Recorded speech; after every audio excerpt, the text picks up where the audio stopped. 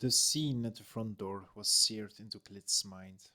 A child hanging by a chain from the second store window, his swollen, bloody face confronting her as she approached the manor. That was a bloody first sentence, and I love it.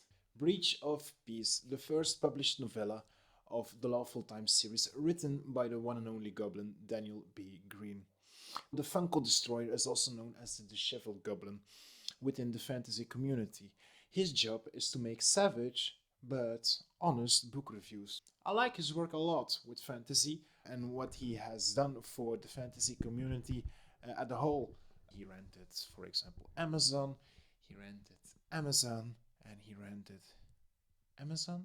I love his work with fantasy news, and his sketches are, well, they can be interesting and entertaining. So, once I heard he wrote a book, I had to check it out because let's face it, it's very interesting concept. A book reviewer who decides to write his own book. And well, it's actually a master genius plan within the marketing because he already has an audience and he brings his own book. The people he writes to knows his taste very, very well. So he has an audience ready and he is good to go. But does he write good enough for his own audience?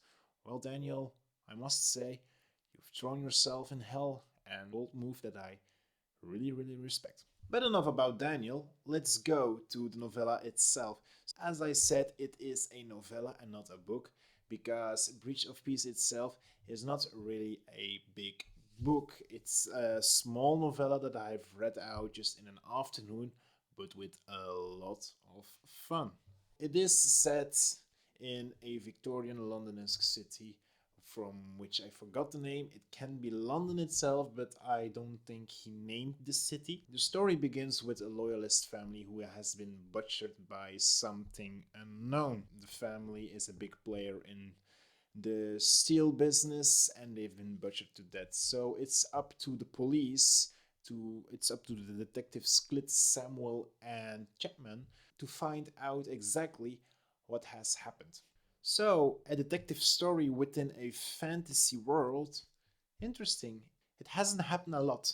Well, you have obviously the books of Sarah G. Maas, where they go a little bit in detective mode, and also from Cassandra Clare, her books, but I forgot the name of those series, but they will pop up right here. Mystery and the Who Has Done It has happened already before in the fantasy world, but not that much so that it doesn't feel as a cliche, which I really, really enjoy.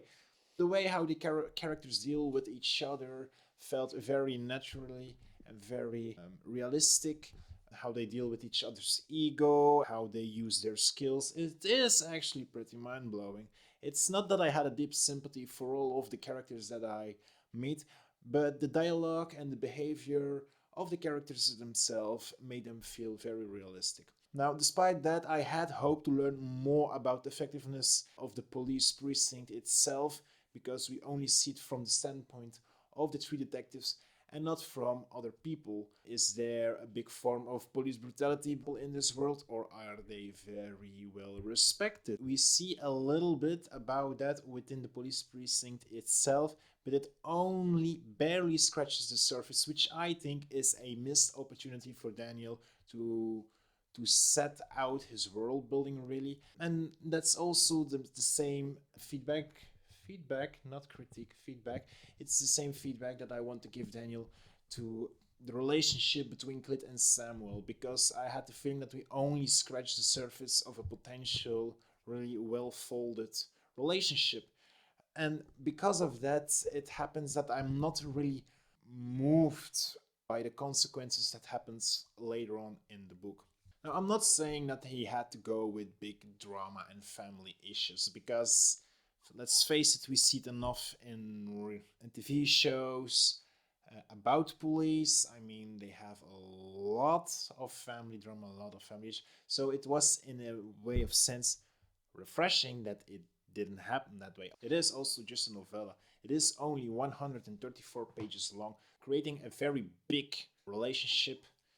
Is that necessary? Well, it's a question mark that is open up to discussion, But I believe that with a little bit more of detail and depth within that relationship, we could have reached more. How would I have done it personally? I would have done it with a little bit more of subtle things and not with like family drama issues, like discussing the dinner that they have to cancel because of the murder, the discussion of buying a car. I think there are cars in this universe, didn't really paid attention to it. A flirty competition that the couple has while solving murderers, a little bit like Jake Peralta and Amy Santiago vibe, but like more serious and darker and grimmer. I believe the attempt was there from Daniel, but it didn't deliver enough. And that creates my follow up point, and that is that we actually only learn to see just one side of the characters, and that's really the police side, not necessarily the human emotional side of it.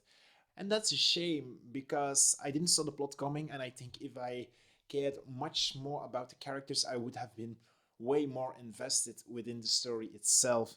The plot was hidden very well and right under the nose.